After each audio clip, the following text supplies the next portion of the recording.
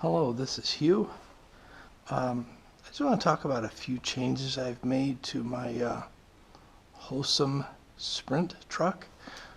This model is commonly known as the 9125, and maybe the first noticeable change I've made is this wheel and tire set, and they're considerably bigger, and the retainer ring is real on these, and on the original ones that's kind of fake. But anyway, these tires came on a Danchi Ridge Rock climber or creeper that I have, and I wanted to get some taller tires with better grip, so I thought, just for the heck of it, I thought, let's put these on the Hosim and see how that looks and how it works.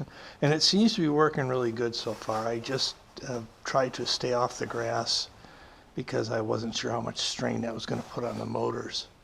And I say motors because this has twin 390 motors in it, brushed motors. So the next obvious change would be the shell or body. I never cared for the looks of this shell, and I always thought that the fact that it says truck on the side looks kind of silly. And I thought, wow, couldn't they come up with something better than that? But anyway, and it just looks a little too busy, I guess, or too cartoony maybe. But anyway, so I ordered this body or shell, and this is from a Legend, which Legendary, Legendary, would that be Legendary? And the Legend is the model, I guess. And I just really like the looks of that, the colors and the graphics on it. I just think it looks a whole lot better. So, and I actually wanted to get the darker one, the darker Legend body, but this was the one I could find, so I ordered it, and I think it looks a whole lot better. I'm very pleased with that. Let's take the pins off here and we'll see what we've done on the inside, which isn't a whole heck of a lot. But the change I did make is pretty significant. And it's the one thing you hear most people talk about with these trucks is, with this particular model, the 9125, is the shocks. Because the shocks that come with are basically just a coil spring going over a tube. They're not really shocks. They're just coil springs, I guess, and they're very squeaky. These aren't making any noise. So now these particular shocks that I put on here, these are made by Hosim. These are a Hosim upgrade oil-filled shock. So probably standard on one of their other models, but for this truck, they're an upgrade for sure. And one of the reasons I went with these is these are just a replacement shock. So basically, they're obviously made different because they're better, but they fit perfect. I didn't have to salvage any parts. I didn't have to drill any holes or add any screws or anything like that. It was just simply take the old ones off, put the new ones on, and you're good to go. And I did notice when I go down, because we have two parallel driveways, me and the neighbor, so we use those as like an oval because they're connected at the top. And I did notice over this one bumpy area, it would hit with the old shocks, it would hit the bump, come up, and then it would continue to bounce for a while. And now with these shocks, it'll come up, come down, and then it just kind of flattens out and continues. So yeah, the performance difference is just incredible. And the only other thing I've had to do to it is right down here, hopefully you can see this. This is the on-off switch for the truck. And you always want to turn the transmitter on first. This is a transmitter that comes with it. It's nothing fancy, but it does work. And being a beginner, it's certainly good enough for me. So we've got that on. Now we'll turn, and I already had the battery plugged in. Normally I wouldn't, but I knew I was coming out here. So we'll turn on the truck itself, the ESC and whatnot. There. to make sure it's on. Okay, there you go. And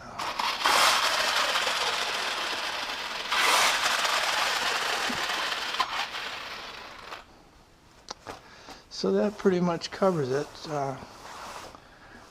The other thing too, yeah, the one thing I forgot to mention is, yeah, it came with a spare on-off switch, which made me, I thought that was kind of unusual, so I expected the on-off switch to break, which it did, and I thought, okay, well, they knew that was going to happen.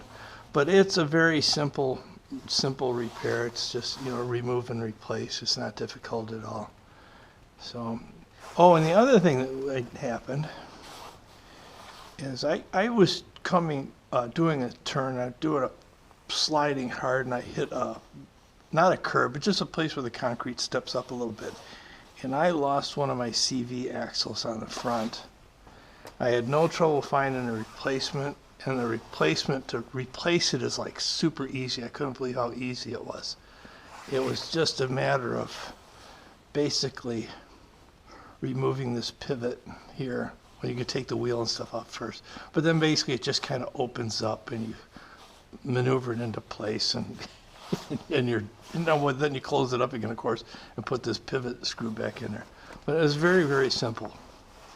And I've been very pleased with the truck. I think for what I paid for it, which was a little over $100, I think it was well worth it. And the tires are just something that I had takeoffs from another truck, so that was cool. That didn't cost me anything. And I did have to buy the CV axle for the front. It came with two, and I only changed the one, so I have a spare now. And I'd love to tell you what that cost, but I really don't remember. I don't think it was any significant amount. So, and as far as batteries go, I've got one in there now, and it actually comes with two. Now, when you're running one battery, you just snap the cover into place. Anyway, I'm not going to spend 5 minutes trying to do that because it always gives me trouble when the camera's on. I don't know why that is. I'm sure some of you guys who make YouTube videos know what I'm talking about. But anyway, she's obviously not going to want to go on there now. But the battery is, I jotted that down there, I believe 7.4 volt. That's correct. It's 25. It's a 2-cell 25C, 1600 milliamps. Now you get two batteries with it, and if you want, you can install both batteries, and there's a connector that'll convert, that you'll plug both batteries into it and then plug that connector into the truck itself. But the problem with that is you're stacking your batteries, so now your cover doesn't work, and they give you a strap that can go all the way around and underneath the chassis, and I just really didn't think that was a good idea for a couple of reasons. One, I didn't like the fact that the strap would go underneath the chassis. Two, I thought, well, that's extra weight I don't really need because, 15-20 minutes for me, it only takes a minute to change the battery. I don't see that as a problem. And when you're running two batteries, you're not going to get double the power. What you're going to get is double the milliamps, which means it's going to run longer. So if you're getting 20 with one battery, you'll get 40 with two batteries, depending on, how you're driving. So I just didn't think that having the extra weight, making it more top heavy, having the strap underneath the chassis, that just didn't add up to me. I didn't think it was a good idea. So this is how we're running it for now. And the transmitter is pretty cut and dry, just your basic controls. And foam covered wheel, which see, it responds fairly quickly, so, and